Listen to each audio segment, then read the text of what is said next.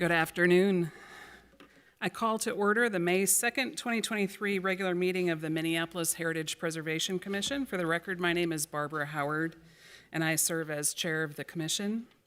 Just a reminder to please silence your cell phones and to speak clearly into the microphone, whether you're speaking up here at the dais or giving public testimony. Would the clerk please call the roll so that we may verify the presence of a quorum?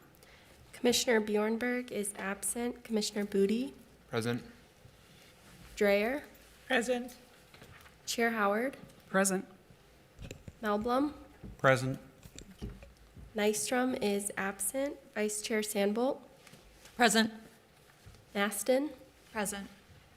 Struthers? Present. Vandereyck? Here. There are 8 members present. Thank you. Let the record reflect we do have quorum and that Commissioner Nystrom provided notice that they have a conflict this afternoon. So their absence is excused. The absence of Commissioner Bjornberg is unexcused unless she appears in a few minutes due to being stuck in traffic or something like that.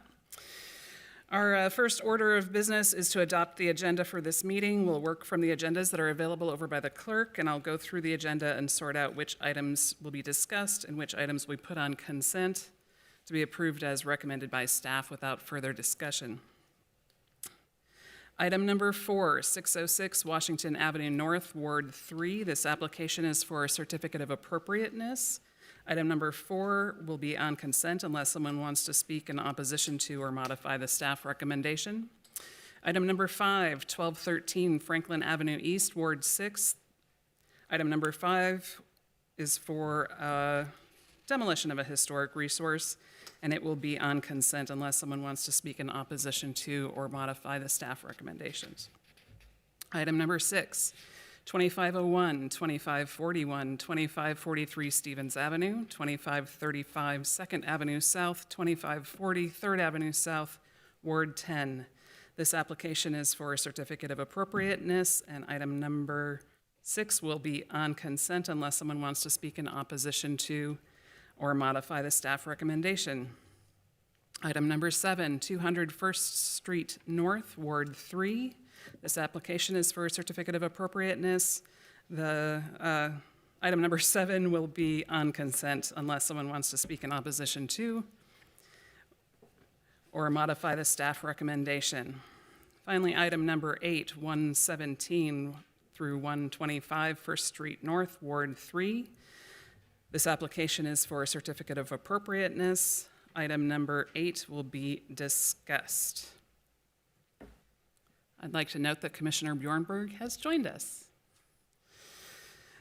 So the proposed agenda, the consent agenda, will include the following items. Item number 4, 606 Washington Avenue North, Ward 3.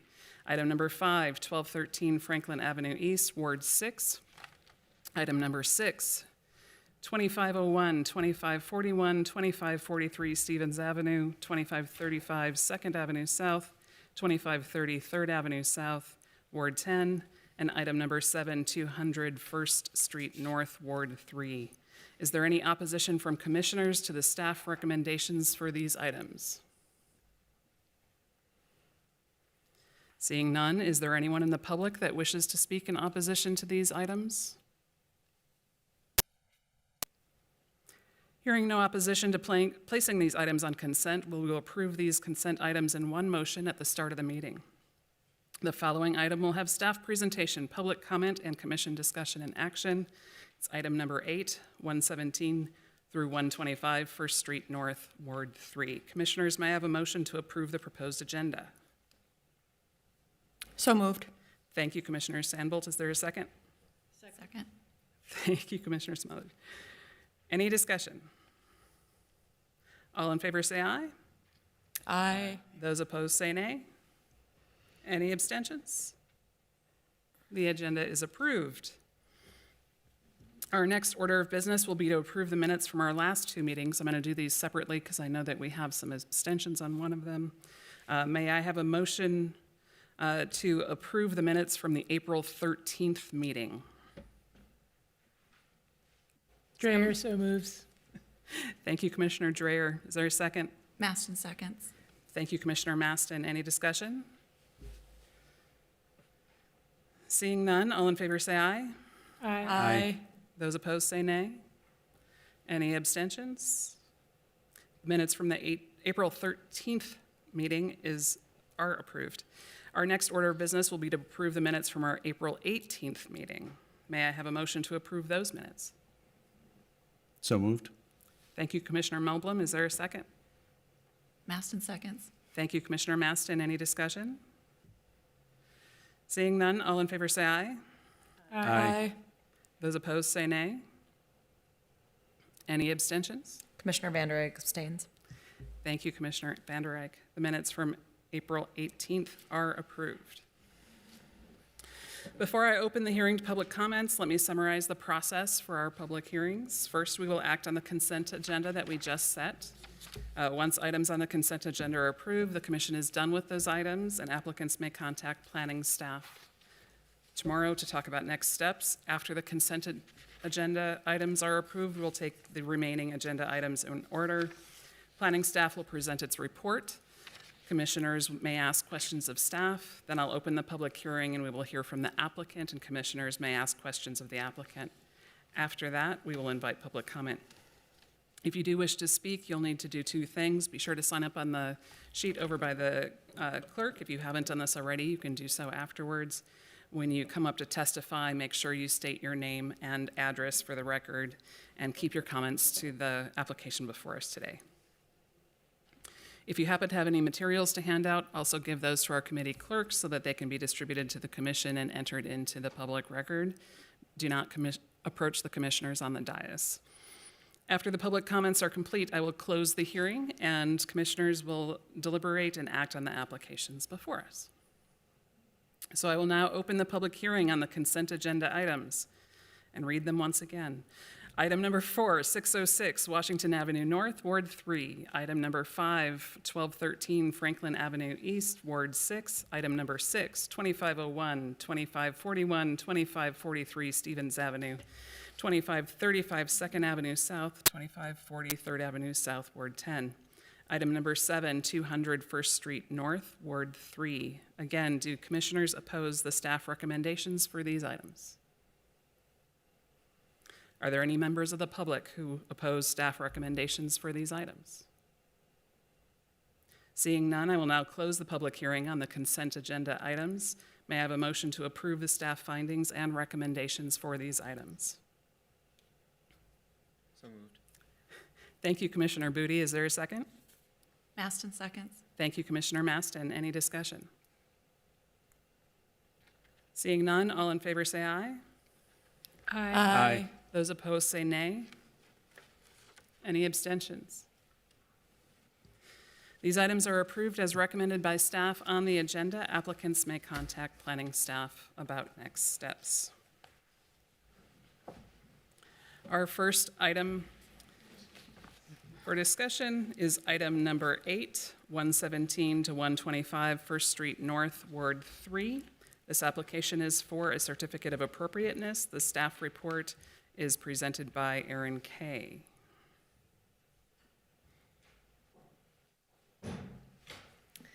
Good afternoon, Chair Howard and Commissioners. My name is Erin Kay, and I'm a city planner in the Historic Preservation section of the Department of Community Planning and Economic Development, or CPED. I'm here today to present a certificate of appropriateness application for the properties located at 117 to 125 First Street North in the Minneapolis Warehouse Historic District and the St. Anthony Falls Historic District.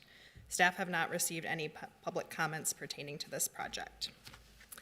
I'll begin with some background about the project and then outline the application before you today. This project, known as the Commutator Foundry Development, came before the HPC in 2017 and again in 2019 and was approved both times. This application is an amendment to the previously approved Certificate of Appropriateness application. This photo shows the site conditions as of June 2019. The two one-story buildings are non-contributing resources to the historic districts. The two-story white brick building is the Blacksmith Row Wolf Building, built in 1891, and a contributing resource to the historic districts. The three-story red brick building at the right end is the Commutator Foundry Company building, built in 1884, and also a contributing resource to the historic districts.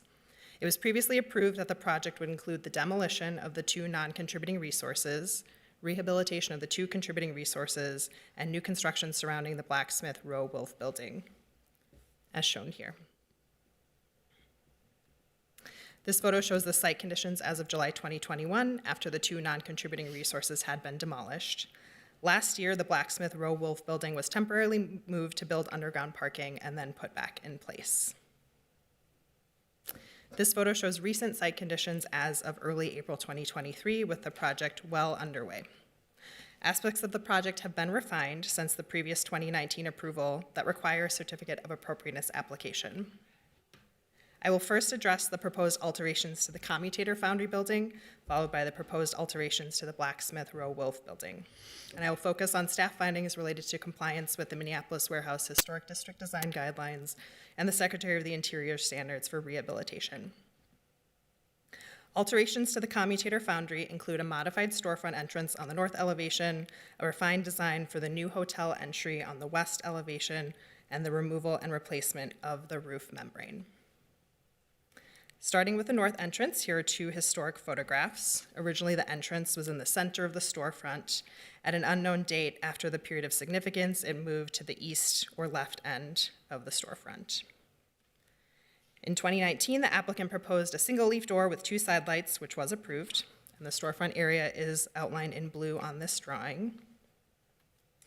Now the applicant is proposing a single leaf wood door with 1 side light, 3/4 glazing, and a height that reaches the transom above, and the storefront area is outlined in red. The return walls of this entrance are proposed to extend at right angles instead of obtuse angles and will include timber knee walls similar to the rehabilitated storefront windows. The ceiling will be finished with metal panels. Staff finds that the proposed door design is simple and compatible with the historic character of this building and the district, and that the treatments of the walls and ceiling are also consistent with the historic character. Therefore, the modified north storefront meets the design guidelines and the Secretary of the Interior standards. Moving to the west elevation, it was previously approved that there would be a new entry at the north end of the 1-story portion of the building, known as the shed. The next 3 slides show comparisons between what was previously presented to the HPC in 2019 on the left and what is proposed now on the right. And we have a few more details from the applicant. The applicant is proposing to slightly widen the opening for accessibility requirements and cap off the rough edge of brick on the south side with concrete. The entry doors will be glazed with 2 side lights, all set within an anodized aluminum frame. The applicant also proposes a metal canopy of simple design. The applicant also proposes to cover the historic window above the entry, part of the brick wall, and part of the rehabilitated window to the right of the entrance with steel metal panels. And here is an elevation drawing of the entry. Historic photos confirm that this location where the entry is proposed originally had a large window like the remaining bays of the elevation. The photo on the left is dated 1979, while the photo on the right is dated to the 1980s. At an unknown date, it appears that the bottom 3 rows of panes in this northernmost window were removed and were covered by plywood. Since that condition is not shown in the photograph on the right, that photograph is likely older than the one on the left, and it gives you a sense of what may have been the original condition. Between 2011 and 2014, a rough opening was created beneath the historic window opening and the ground, which created an opening that is now suitable for an entry. Here's a photograph taken by the project team of the interior of the shed. The top 2 rows of panes in the historic window appear to remain extant, although the window is in poor condition. A historic window survey completed for the first certificate of appropriateness application recommended replacement in kind of this window. So to review, here is the proposed design for this entry. Staff considers the proposed treatment of the rough brick edges to secure loose bricks on the north side and cap the south side with concrete to be appropriate. The new wall material will be distinguished from the original brick without suggesting that this was an original entrance. The proposed design of the entry doors and the canopy is simple, contemporary, and also compatible. In the district design guidelines, Guideline 2.2 states that distinctive architectural features shall be preserved. Guideline 2.21 states that original and historically significant windows shall be retained and repaired, and Guideline 2.24 states that windows on primary facades shall not be removed or blocked to install air conditioning, mechanical equipment, louvers, or for any other reason. Therefore, since the west elevation is street-facing, and given the poor condition of the window above, staff has conditioned that this window shall be replaced in kind, and that no windows or portions of the brick wall, including the historic pilasters, should be covered in order to minimize impacts to the historic brick walls and preserve distinctive architectural features, including the original fenestration rhythm of this elevation.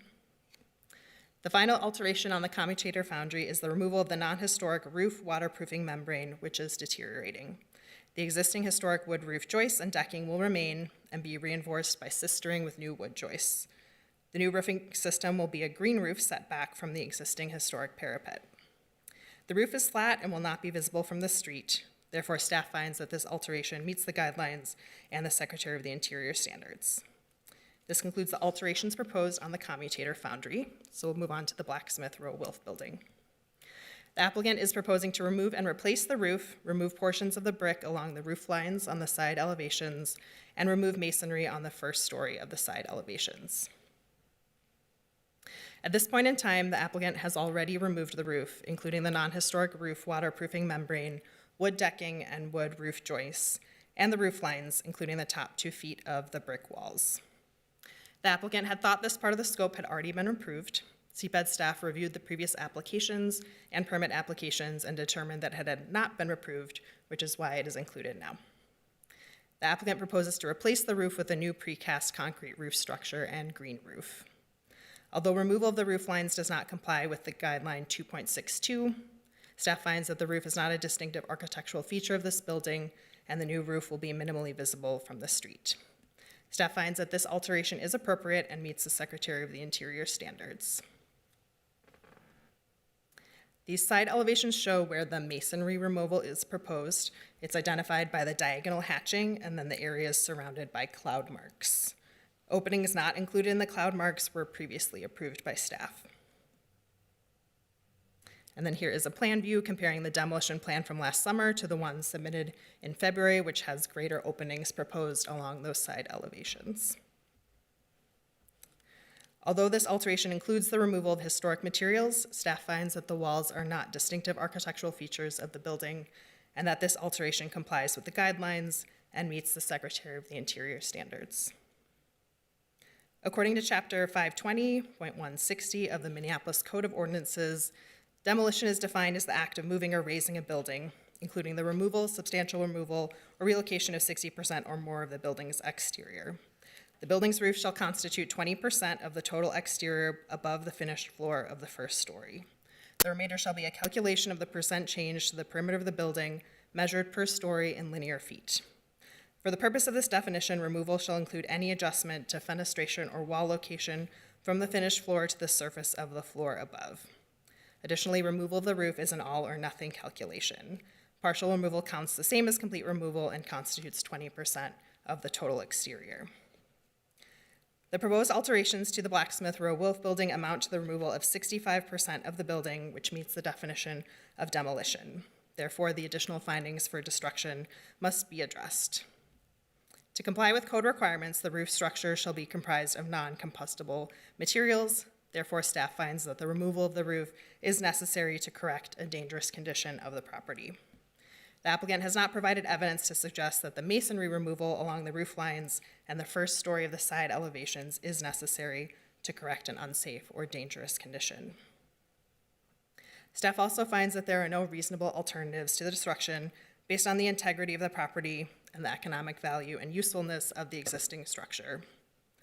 Although the building will be different from how it previously existed within the district, it will continue to convey its historic commercial character. The destruction is necessary to retain the remaining integrity of the property by integrating it into the overall project. Although the building can be used without the selective removal of masonry on the first story of the side elevations, this alteration will increase the usefulness of the building so people can more easily circulate between this building and the surrounding development.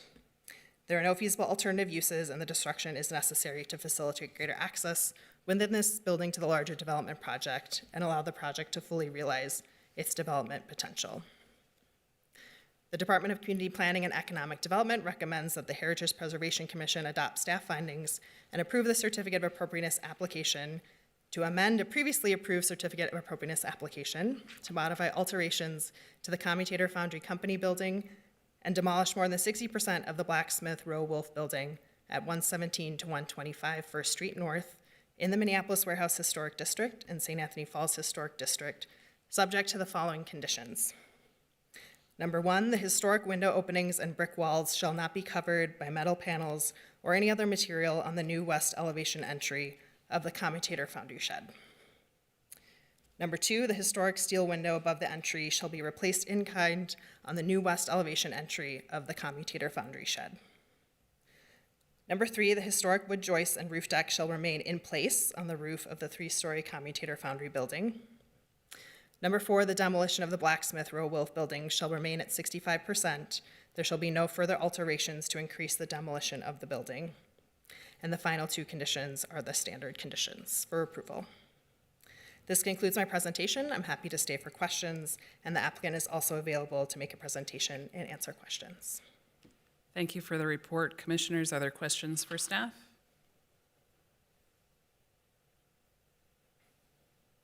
I don't see any yet. Oh, yes.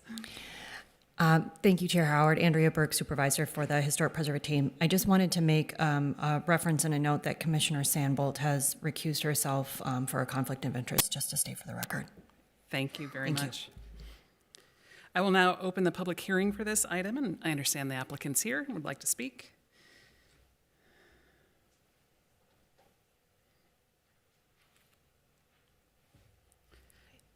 Name and address for the record, as always. Yes, good afternoon, Commissioners. My name is Lauren Anderson, and I reside at 3900 West 113th Street in Bloomington.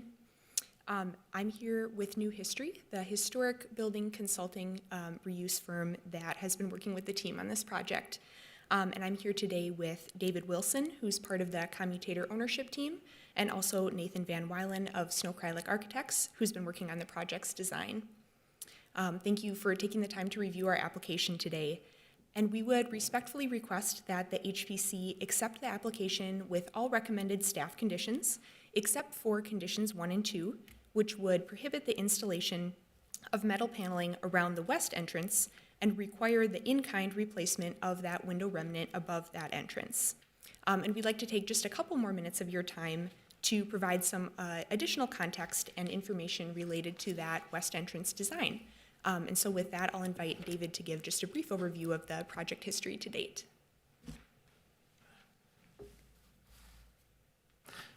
Good afternoon, Commissioners. My name is David Wilson, and I reside at 901 South 2nd Street in Minneapolis. As Lauren just mentioned, I am one of the developers that are working on this building, and I think as of, there we go.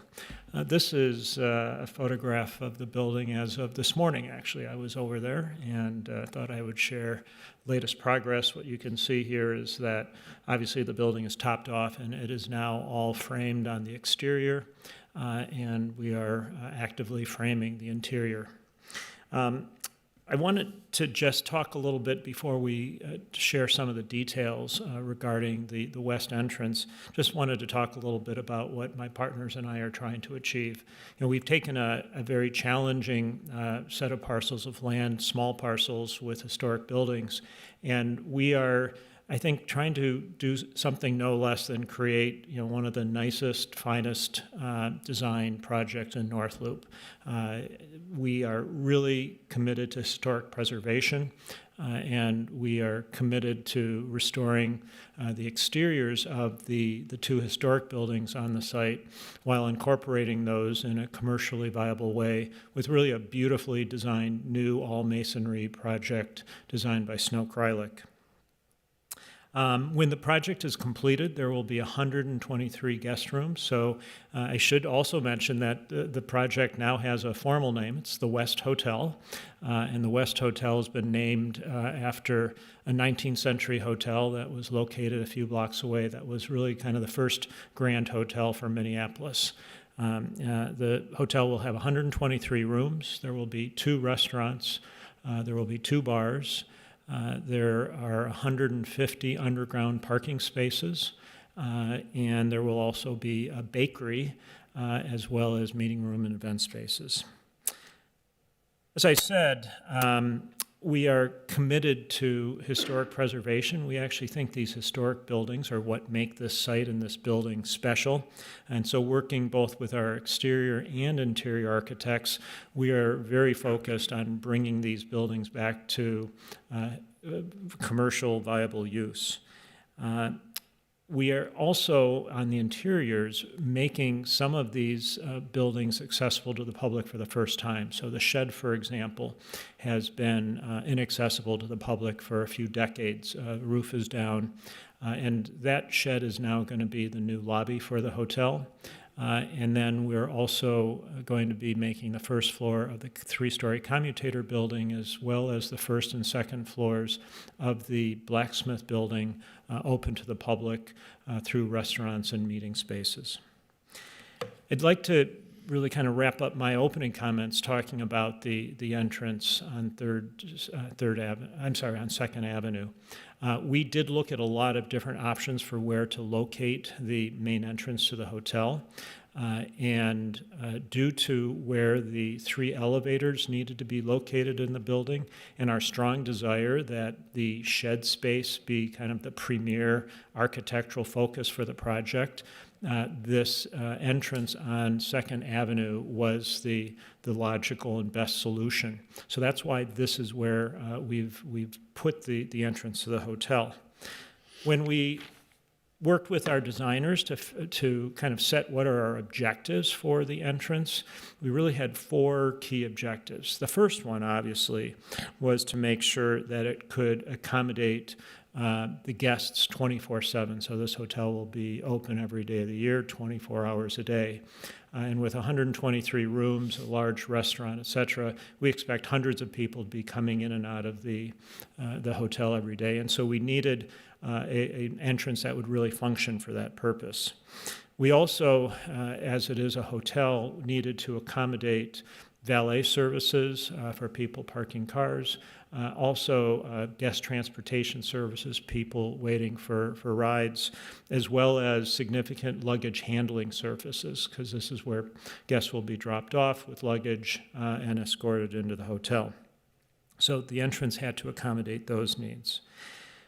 We also wanted to really reflect the importance of this redevelopment and reflect the key design components of this project. So we really wanted to accentuate the historic nature of the building, while at the same time also reflecting the 21st century design that's incorporated into it. And you'll see that there are uses of steel, and we do have a sample that can be passed around, as well as concrete, which are design elements that are reflected throughout the interior of the project. I think the most important thing that we were also trying to do is to make sure that we weren't creating kind of a false sense of history. As you heard from Lauren, the entrance that we are using for the hotel is probably only 15 years old. There didn't used to be an entrance there. There used to be a window. And when we looked at this line of windows, and we are putting historically accurate replacement windows in all of the others, we didn't want this entrance to feel like this entrance had always been there, since it had not been. It had actually been one of these large windows. And so we very purposefully wanted a 21st century design aesthetic to this entrance to make it clear that it's not part of the historic fabric, and indeed this is a 21st century addition to the project. And I think you'll see as we get into some of the details of how we designed this, there are also some functional requirements. We wanted to minimize components like the canopy and that sort of thing, so that it wasn't detracting from the exterior of the historic structure. So kind of getting that balance between not having a false narrative that there was always an entrance there, while at the same time making it clear that this is the entrance to a large project, was what we were trying to achieve with this. So I really appreciate your consideration of this request. With that, I also wanted to say that we have been engaging the North Loop Neighborhood Association. We've met with them a couple of times over the last 2 months. We have presented these designs to them, and we did, and I believe this has been shared with the commissioners, we did receive a letter of support for the design changes that are in front of all of you today. I'll pause for any questions. Great, then let me turn it back to Lauren. Oh, I'm sorry, I'm actually going to turn it over to Nate from Snow Cry Lake.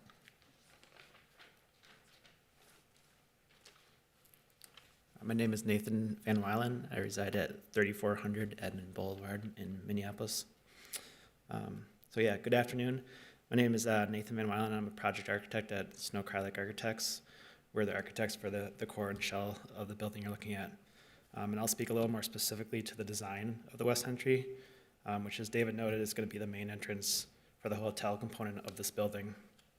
The design of this entry consists of a steel frame canopy, steel panel cladding, a plate steel window frame that are all tied together by a blackened steel finish that harkens back to the industrial history of the building and the district and complements the interior design. Each of these components provides an important function at this entry, while also creating a cohesive design feature that is differentiated from the historic facade to clearly identify the main entrance into the building. Thanks.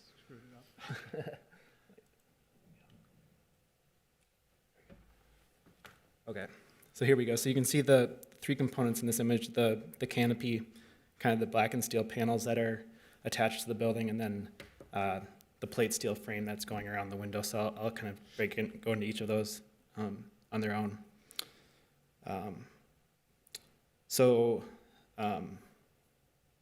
Like I was saying, all these elements kind of work together to create kind of a distinctive element that's distinct from the rest of the historic facade.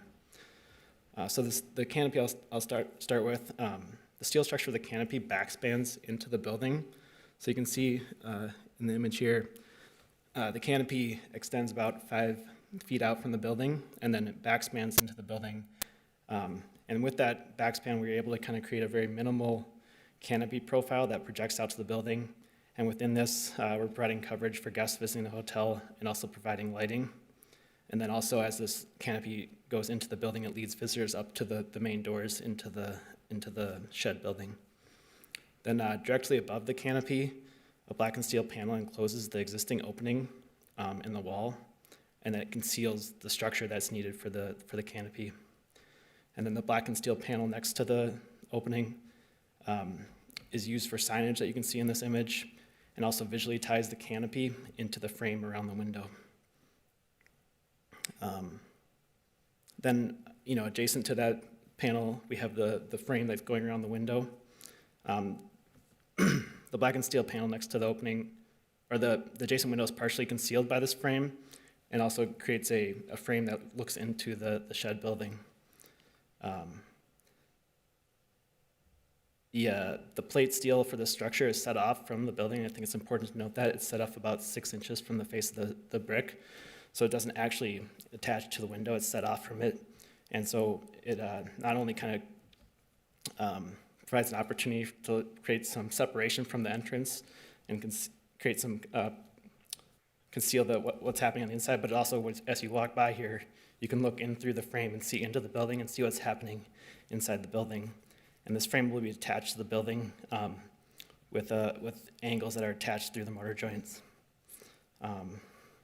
So as mentioned before, we believe all these elements play an important part in the design of the entrance and help distinguish the main entrance into the hotel.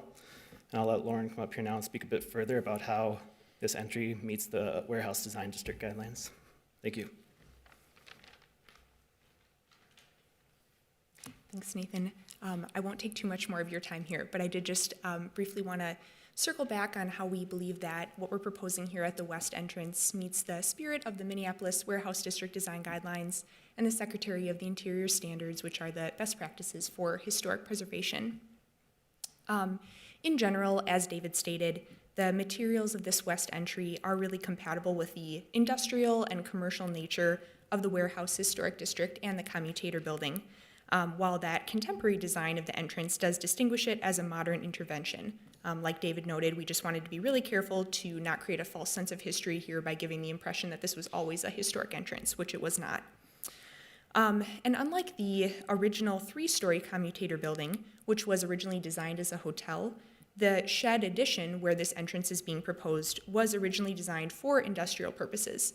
And because of that, it has more of a utilitarian feel, a simpler, less ornate design. We have pretty simple punched window openings, those steel sash windows that are being replaced in all of the other locations that David mentioned, and a pretty plain brick facade with simple pilasters.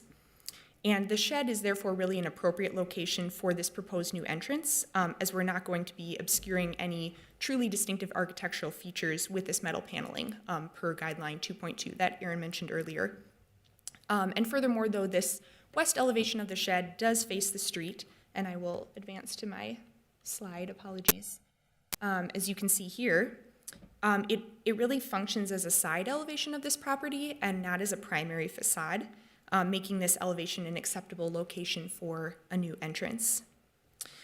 And regarding the existing remnant of the steel window above the entrance opening, this window is really, as Aaron mentioned, only a portion of the historic steel sash window. And integrating this partial window remnant into the entrance design, we feel has the potential to create that false sense of history, as there was never a transom window above the entrance at this location.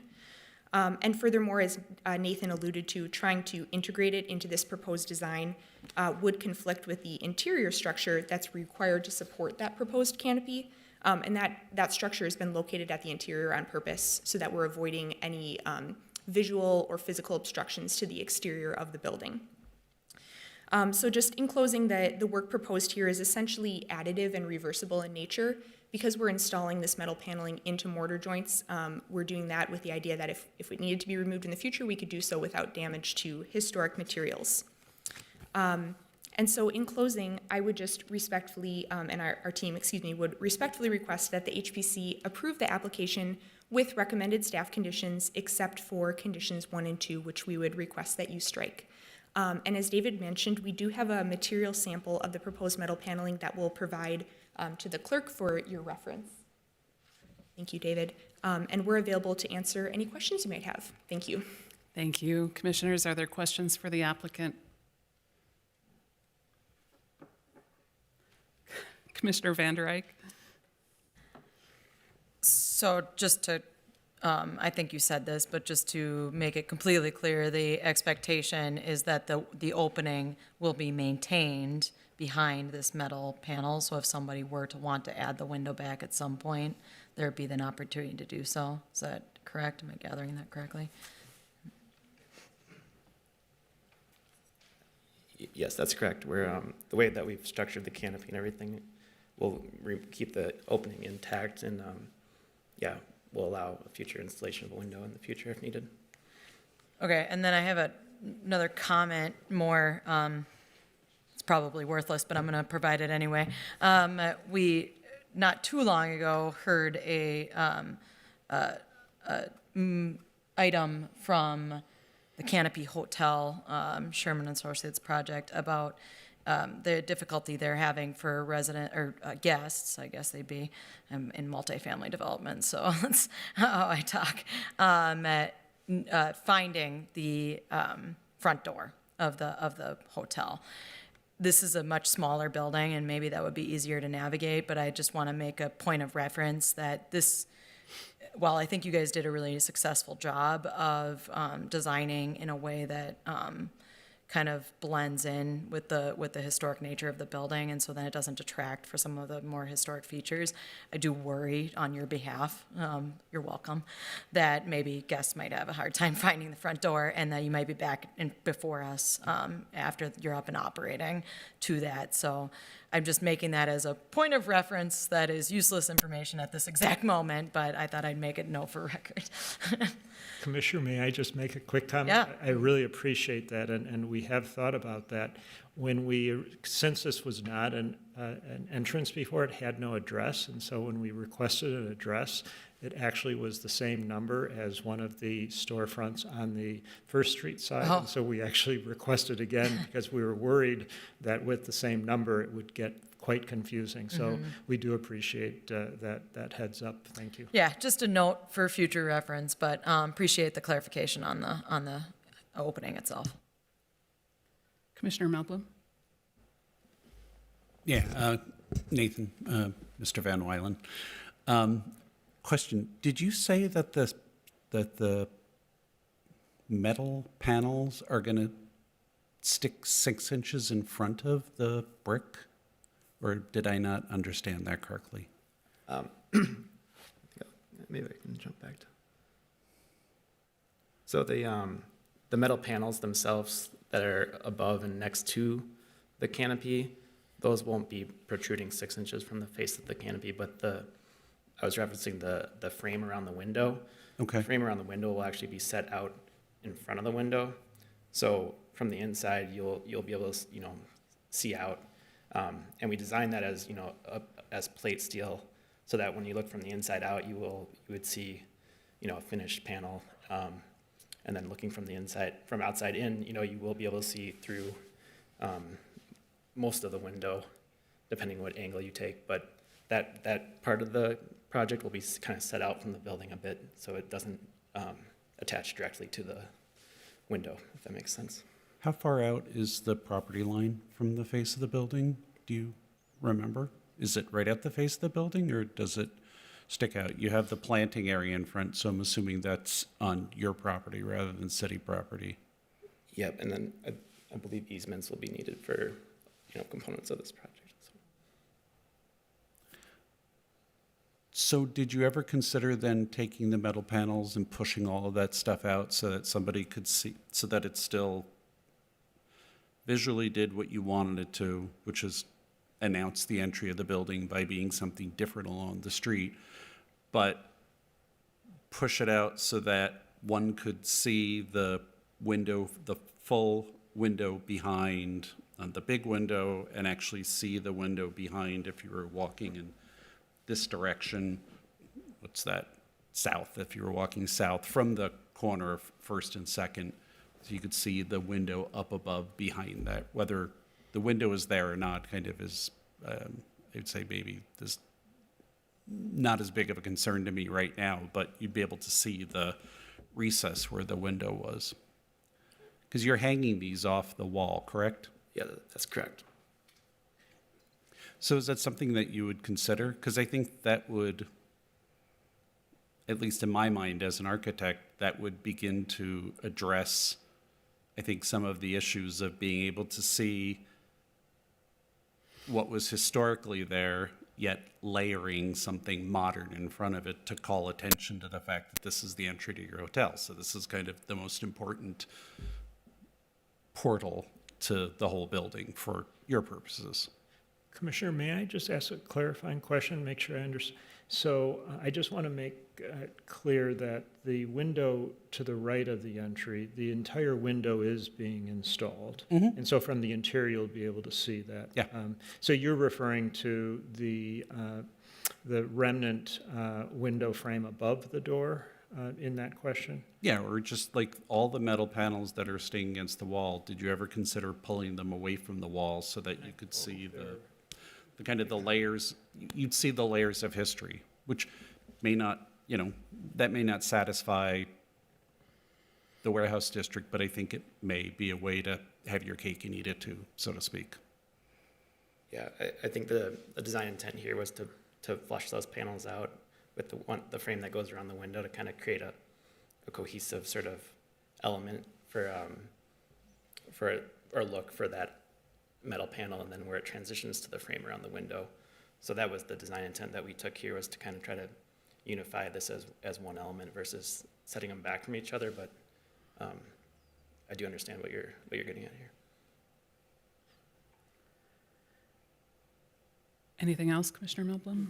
Well, I have a question for Aaron now. Oh, okay, well, let's check to make sure we have all the questions for the applicant first. Commissioner Bjornberg? Did you at any point look at, sorry, thank you. exposing the whole window, or can you sort of talk through the process of subdividing it the way that you have? I can talk about it from an ownership perspective, what we're achieving. So on the interiors, the interior of that window is what we are referring to as the fireside lounge area, and it's designed to be a part of that large commutator shed space that's a little bit more intimate. There is a fireplace that will be installed there. And because that front entry has so much activity with guest services, guests coming in and out, transit, all that sort of thing, the intent was to create a little bit of visual blockage from inside, so you didn't see all of that activity. So it kind of frames you looking out at the buildings across the street, but you don't necessarily see all the drop-off and luggage handling and that sort of thing. So that was the intent of creating that frame around that window. One last thing, and I'm sorry, Commissioner, Nathan and I were just, so the entire metal panels structure that you see does sit off of the brick about 1.5 inches. So I think you had perhaps suggested something wider, but it does all sit off about 1.5 inches. Any last questions for the applicant?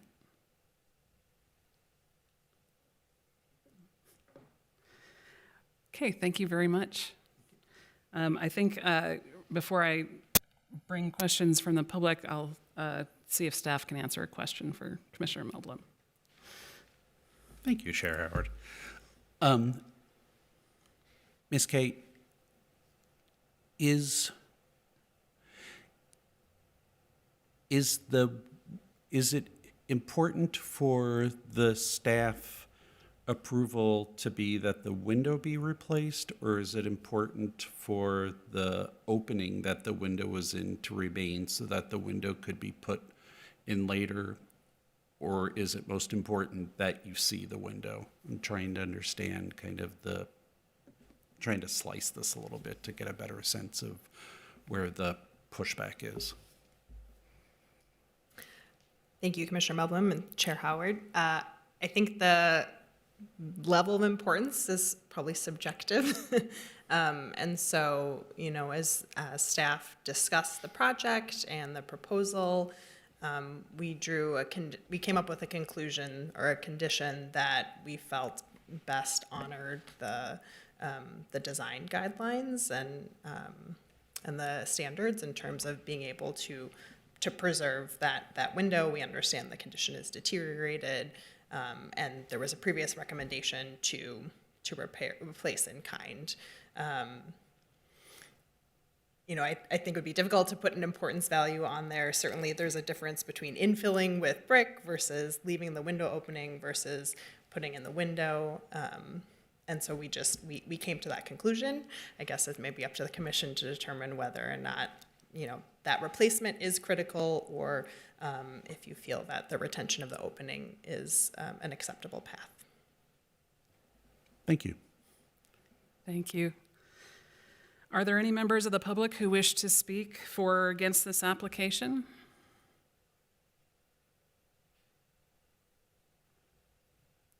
Seeing none, I'll close the public hearing. Commissioners, let's discuss. I just want to point out that I'm still really excited to see this development happen. I think you've got a couple tough buildings here to work with, and you're doing a great job trying to respect the historic character. That said, I wholeheartedly agree with staff on the two first conditions. I think that the metal panel does obscure the character-defining features of the property. We're missing a pilaster all of a sudden, and we're missing half a window that is obscured, and then the whole top of the other one that is proposed for a replacement in kind. And so I do have some concerns about this. I know that we need to have, for a hotel, you need to have an entrance that screams, "This is the hotel." But I think there's other ways that can be done here that doesn't obscure the very few character-defining features we have for this property. And I just want to caution that our commissioners should not be designing from the bench. So I just wanted to put out that I fully support staff conditions on this. So Commissioner Bjornberg. I will sort of second a lot of Chair Howard's comments on this. I think that I'm really excited to see this project. I think that sort of covering up that side window for me is just a really big challenge. I think that I would have a little bit more flexibility in terms of the partial window that's above the entry, especially because it has been modified. But the whole entrance panel, the way it is, feels like a big struggle for me. Thank you, Commissioner Bjornberg. Other discussion? Go ahead, Commissioner Melblom. Yeah, I guess if those openings are left behind, and so they're just visually obscured, but they're not actually infilled or taken away, I feel that they're honoring the sense of the historic nature of the building. I think it would be stronger if you could see that from the exterior as opposed to kind of completely visually blocking it. Being that we may not make design suggestions, it's difficult not to do. It's difficult for all of us. We respect that. I will probably accede to the staff's recommendations unless there's other people that would agree with me that we would suggest to hold it over to give them an opportunity to come back with something that would potentially be compliant with this more strongly with the spirit of the warehouse district guidelines. Thank you, Commissioner Melblom. Other? Commissioner Maston. I would say that I agree that the metal panels in front of the window and framing the window is problematic, in my opinion. I think I have very few concerns about covering over the top and rather than installing a transom. I think I would be okay striking one, but I feel very strongly about number 2 in terms of conditions. You feel very strongly about keeping number 2? About keeping it. Okay, and that is the one, condition number 2 is the historic steel window shall be goodness. replaced in kind. So just want to clarify. Sorry, I want to keep 1. I'm okay striking 2 if others feel that way. Thanks for clarifying. Thank you for clarifying. Other thoughts, commissioners? Or someone can make a motion. Commissioner Booty. Thank you, Chair Howard. I have a clarification question. Would we need to modify commission, or I'm agreeing with what I think what I'm hearing from the commissioners and am in agreement with is that we're finding problematic the side window covering, but over the top of the door, we are a little bit more amenable to leaving the opening and having some sort of covering or something there that would be maybe distinguish that as the entry versus historically a window.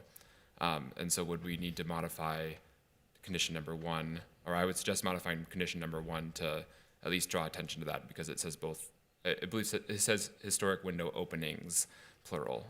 So I'm assuming that it includes the window above the entryway as proposed. I would assume that would mean all of the window openings that we have, and yeah. I would just point out that although that has been modified, that is a window that has been there for many, many, many years. So I don't remember from the discussion as to whether or not that was done during the period of significance of the district, but I would not be surprised, which would mean that it's an alteration that may have become historic in its own right. So I would just caution at that.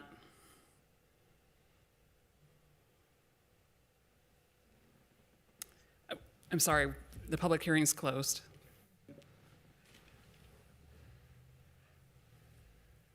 Commissioner Moblem. So do we have the option to hold over the consideration of this rather than accepting it as presented, so that would provide the applicant the ability to go back and address our comments here, correct? Yeah, I have not done a tabling of any discussions before, so I would need advice from staff on that, and I'm not sure where we are in our approval process time limits. I will make a comment. Andrea Burke, Supervisor. Thank you, Chair Howard and Commissioner Bublin. So the options here would be you could continue this to the next meeting. However, and I'm not sure because I just emailed Kendall today, I'm not sure if it's actually happened yet. We are proposing canceling the next meeting because we have no notice projects, which then would put this on the June 6th agenda if you chose to continue it. However, someone would have to make a motion, somebody would have to second it, and then the commission would have to vote in majority to actually continue it to a future meeting.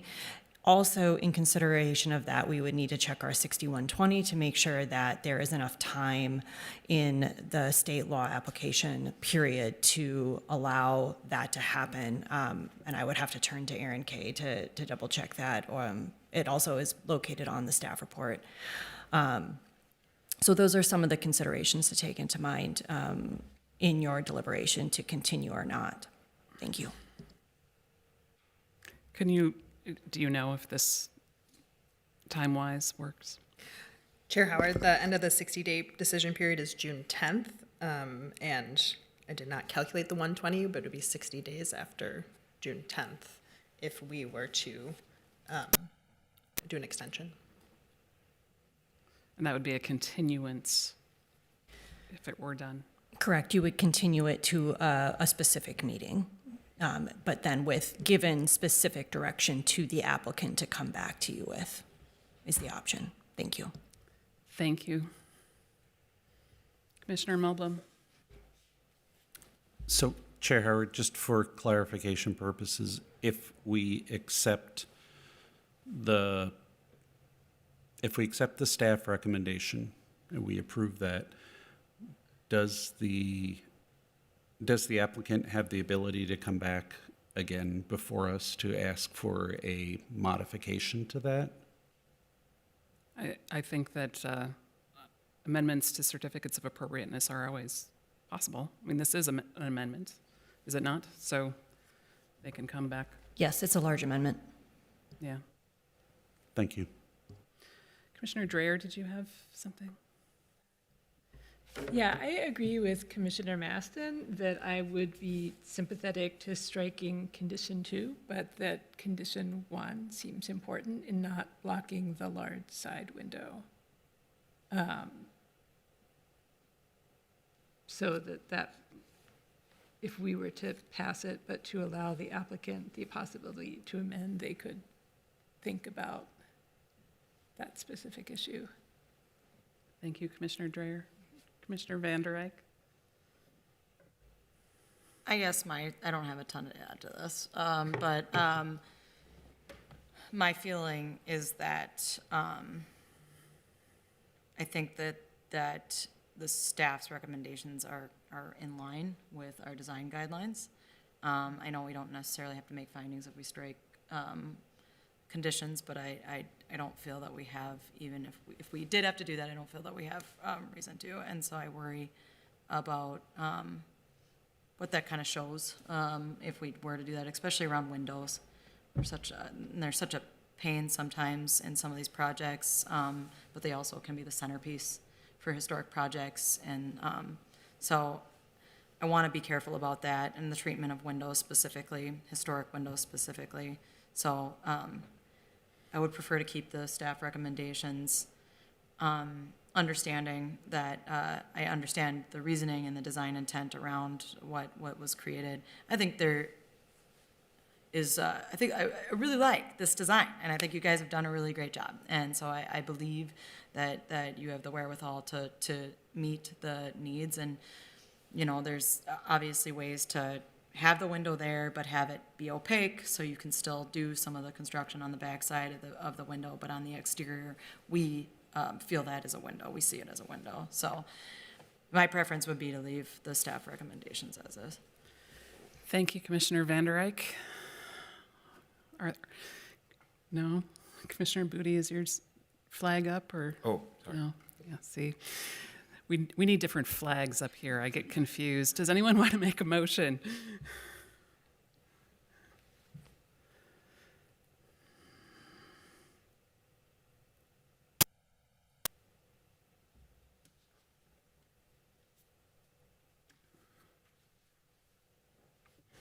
Boy, I hate making motions. Commissioner Van Der Eyck. Thankfully, we have a nice motion written out by staff that you can follow. Yep.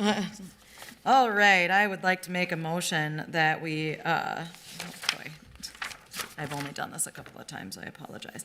The Heritage Preservation Commission approves the certificate of appropriateness to amend the previously approved certificate of appropriateness application to modify alterations to the commuter foundry company building and demolish more than 60% of the blacksmith/row Wolf Building at 117, 125 First Street North in the Minneapolis Warehouse Historic District and St. Anthony Falls Historic District, subject to conditions as noted by staff in the staff report. Thank you, Commissioner Van Der Eyck. Do I have a second? Dreyer seconds. Thank you, Commissioner Dreyer. Any further discussion? Seeing none, may the clerk please call the roll. Commissioner Bjornberg, Aye. Booty, Aye. Chair Howard, Aye. Dreyer, Aye. Maston, Aye. Melblom, Aye. Struthers, Aye. Van Der Eyck. Aye. There are 8 ayes. Thank you. That motion passes. That concludes our public hearing items.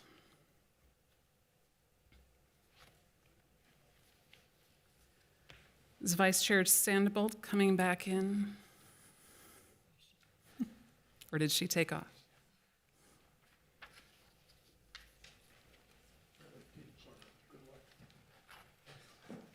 There she is. We'll give her a moment to get up to the dais. And let the record reflect that Vice Chair Sandoval is back. Commissioners or staff, do we have any announcements or commission business to discuss? Starting with staff. Thank you, Chair Howard. I do just have a couple items to mention. We held our last community engagement meeting for the Washburn Fair Oaks Design Guidelines on Saturday, April 29th in the mid-afternoon, and held more of a presentation style with an open house afterwards. So we did have a few attendees for that. We are looking towards getting a draft of those design guidelines by mid-May.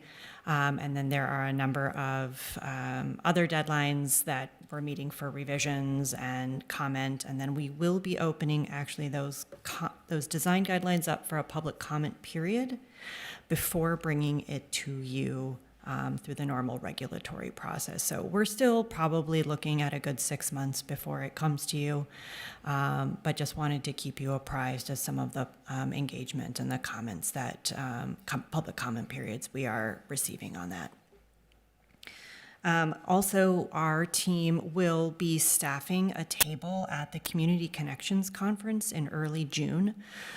We will be having a table that is specific to our program with highlighting some of the projects that we have worked on, as well as the landmarks and districts in the city.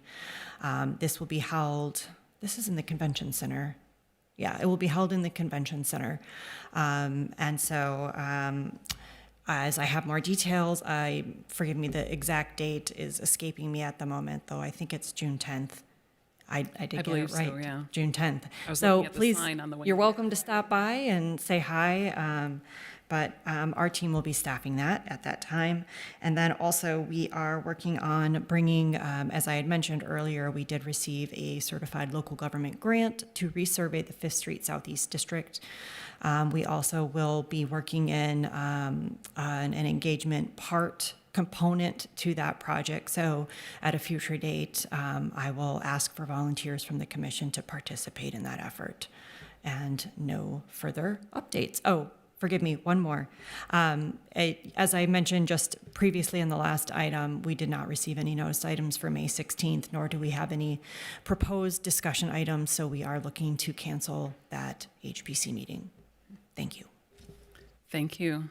Any other things from the commission? I did learn that Hiawatha Golf Course has been listed on the National Register of Historic Places as of last week. So I think you all reviewed that while I was out. You were out, yes. So that is listed on the National Register now. With that, we've completed all items on the agenda for this meeting. I'll ask members and staff once more if there are any other matters to come before the meeting. There being no other business to come before this meeting, and without objection, I'll declare the meeting adjourned. The next regular meeting of the HPC is currently scheduled for Tuesday, May 16th, but it may be canceled, so we'll be looking at Tuesday, June 6th. Thank you, everyone.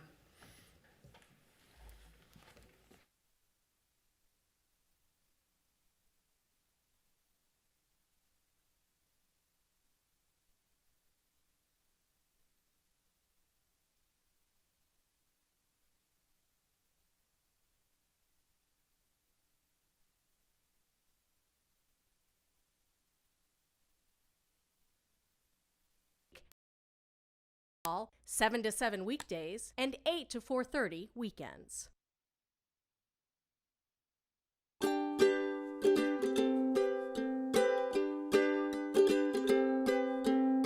Welcome to Business Licensing. Our renewal process has become faster and easier, leaving you more time to run your business. All businesses need to renew their business licenses annually. Look at your license certificate to find out when it expires. Or you can visit our website to view a list of renewal and expiration dates for all license types. Business Licensing will mail out a renewal billing notice approximately 45 days before your renewal is due. Most licensees will only need to verify the information on the bill. If there are no changes, sign it and pay the amount due. Now let's go step by step through a renewal form. Here is a license annual invoice. It will be mailed to the address you provided in your original application. There are details on the bill that will need to be verified, like plate information, insurance provider, and other vehicle information. This is where you'll find the amount you need to pay and the due date. If you do not renew before that date, a 20% late penalty will be charged. On the back of the bill, you'll find a checklist of all the materials and actions needed to complete the renewal. You are always welcome to come to City Hall and renew your license. We have staff available to assist you in many languages. We are located in room 1 of City Hall. We are open 8 a.m. to 4 p.m. Monday through Thursday, and Fridays from 10 a.m. to 4 p.m. That's it. If you have additional questions, please call 311 in Minneapolis or 612-673-3000 outside of Minneapolis. Thank you for doing business in the city of Minneapolis.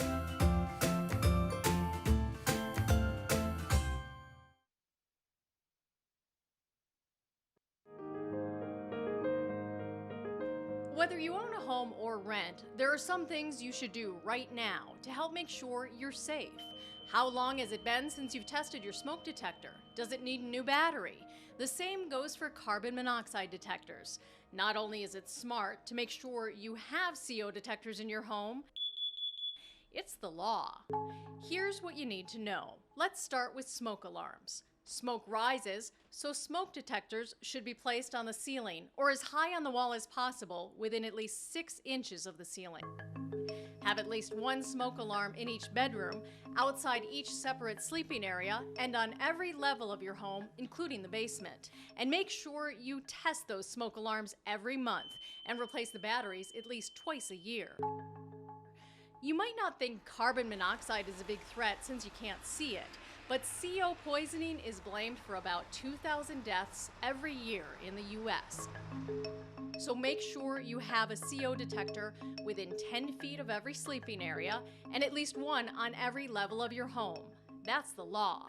CO can become trapped in your home when your furnace malfunctions, so get your furnace checked every year by calling your energy provider. Correctly installed and maintained CO and smoke alarms can save lives.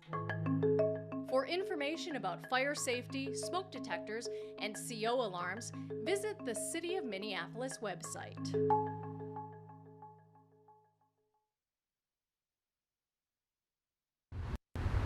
Minneapolis has more than 1,000 miles of city streets. They're for driving, of course, but whenever there's enough room, the city also allows parking along the curb. If you're heading to a restaurant or store, you can often find a place nearby where on-street parking is allowed. And when you don't have a driveway or a parking lot, on-street parking can make it a little easier and more convenient to park. But before you stop your car, look for signs that tell you if you can park there and when. Parking is not permitted along some city streets and is only permitted at certain times of days on others. In downtown, uptown, and other parts of town, you'll find metered spaces with individual space numbers. To pay for parking, enter your parking space number in one of the pay stations. Once you enter your space number, the pay station will tell you how much it costs to park. Select the amount of time you want to park. That's done in increments of 25 cents, $1, or $2. For some metered spaces, parking is not allowed at certain times of the day. The pay station will only let you pay for time when parking is permitted, and you can't exceed the maximum time allowed at a space. To pay for time at a space, you can use Visa or MasterCard, quarters, or dollar coins. And remember to push the print button and take your receipt. That receipt has your space number and tells you exactly when your meter time expires. In some parts of town, you'll also find single space meters. They'll take quarters and dollar coins, and some will take credit cards too. To find out more about our metered parking spaces, including their locations and instructions on use, check out the City of Minneapolis website.